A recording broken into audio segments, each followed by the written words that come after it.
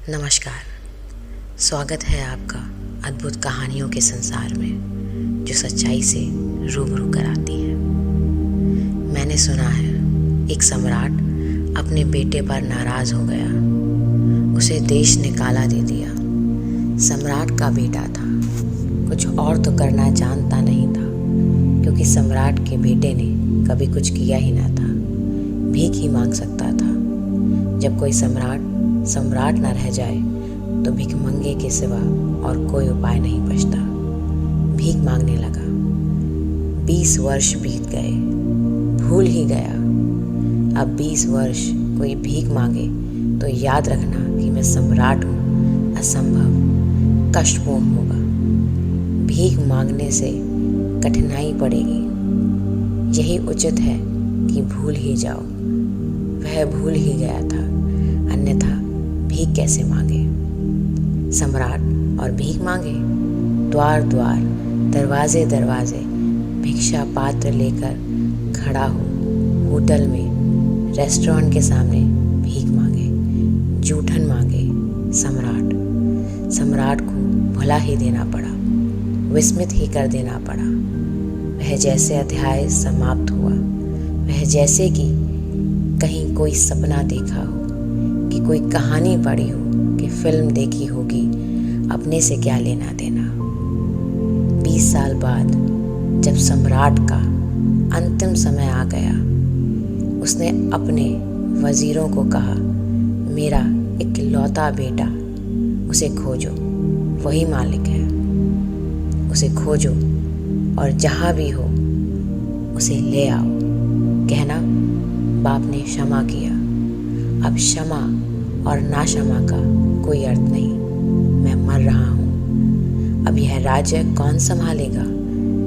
यह औरों के हाथ में जाए, इससे बेहतर है मेरे खून के हाथ में जाए। बुरा भला जैसा भी है उसे ले आओ।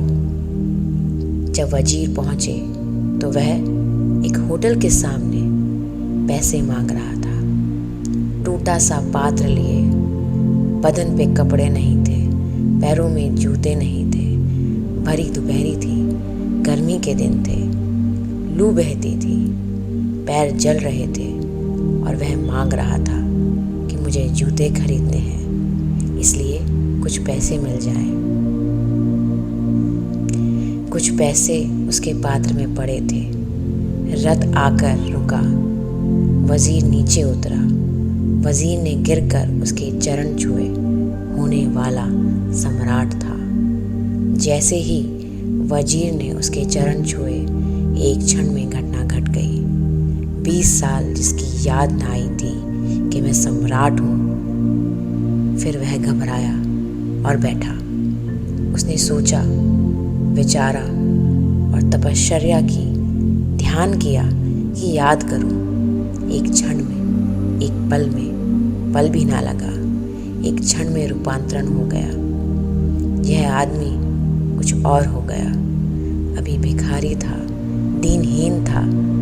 अब भी पैरों में जूते ना थे, लेकिन हाथ में उसका पात्र उसने फेंक दिया और वजीर से कहा कि जाओ और मेरे स्नान की व्यवस्था करो, ठीक वस्त्र जुटाओ। वह जाकर रथ पर बैठ गया। उसकी महिमा देखने जैसी थी। अभी भी वहीं का वहीं था, लेकिन उसके चेहरे पर अब एक गरिमा थी। आंखों में एक दीप्ति थी और चारों तरफ एक आभा मंडल था। सम्राट था। याद आ गया। बाप ने बुलावा भेज दिया।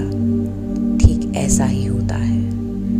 अष्टावक्र जब कहते हैं कि अभी और यहीं, तो वे यही कहते हैं।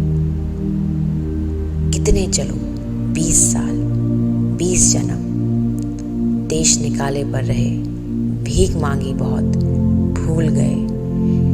याद को बिल्कुल सुला दिया, सुलाना ही पड़ा। ना सुलाते तो भीख मांगनी मुश्किल हो जाती। द्वार द्वार, दरवाजे भिक्षा पात्र लेकर घूमे। अष्टावक्र यह कहते हैं, आ गया बुलावा, जागो, भिखमंगे तुम नहीं हो, सम्राट के बेटे हो। यही हमारा असली होना है। अपने भीतर के सम्राट को पहचानो। ध्यान ज्ञान की गहराई में प्रवेश करो और ऐसी अनोखी कहानियाँ सुनने के लिए जुड़े रहें हमारे चैनल के साथ।